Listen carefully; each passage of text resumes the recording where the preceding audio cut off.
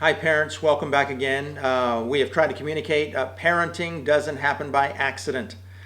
Parenting is strategic. Parenting takes planning, takes work, takes prayer, takes a lot of things. And Debbie, by God's grace, we hopefully have been successful. We've got 4 adult kids who are partnering with wonderful spouses and are just doing good things in the community, active citizens in society, and who love God.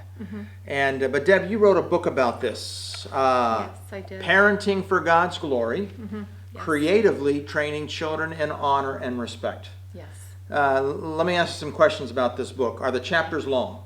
The chapters are very short because young parents don't have much time to read. Okay. And you talk about getting on the same page with your spouse. What's that about? Well, I say be united with your spouse.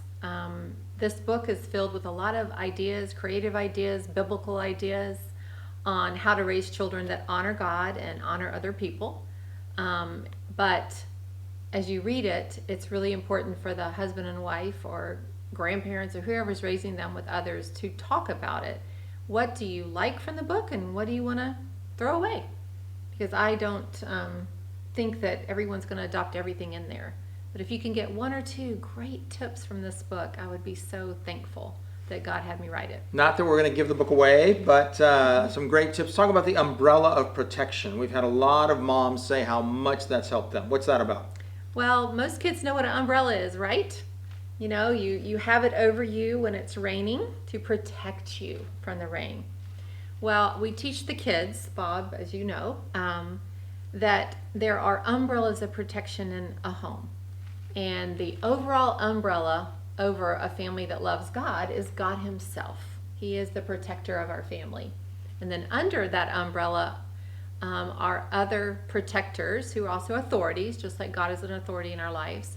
You know, it's the father, the mother, grandparent, whoever's raising the children. They become other umbrellas of protection.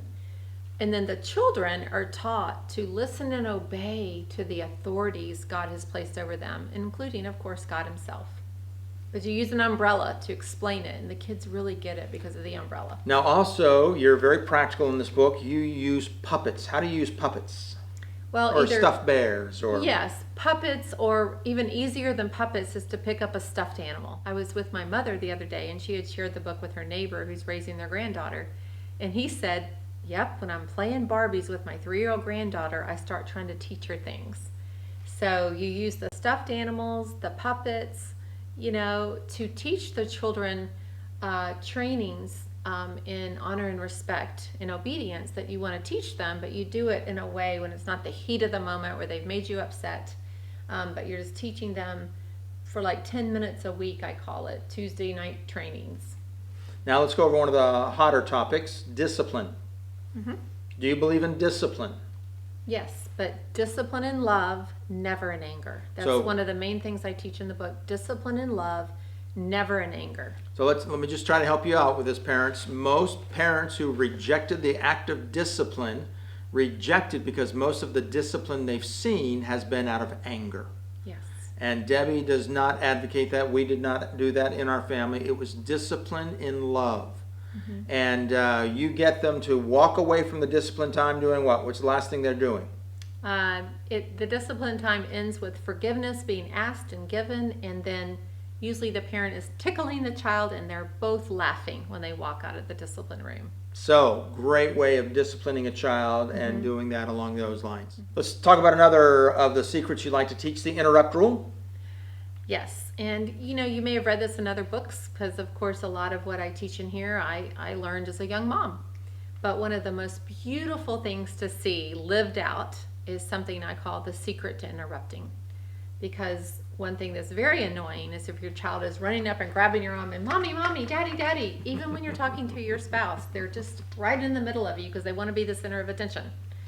But when you teach them the interrupt rule of the child learns to put their hand on either your arm or your shoulder, wherever you're standing or sitting, and then the parent, without missing a beat, without looking at the child, covers their hand with their hand, the child knows you know they're there, and you will give them your full attention in just a few seconds. And what a joy it is to go to homes where people have tried to put this into practice, to see the child do that. Oh, Yes. it's delightful.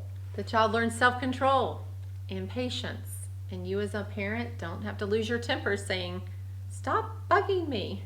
But you've learned the beauty of them being patient, and you're patient as well. So please, parents, if you want, this is up to you, but I highly encourage Parenting for God's Glory, creatively training children in honor and respect. Get it either in PDF form, hard copy form, whatever. It should be available on Amazon Prime or at our bookstore, but get it, go through it. This is for kids ages. 1 year to 5, 6, 7. And after 5, 6, 7, did we discipline our kids much?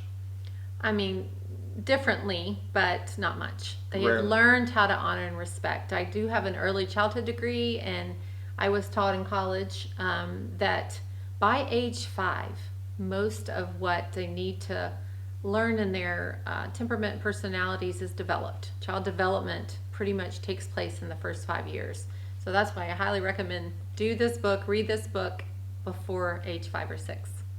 We have it here for you. Hope you get it. Thanks.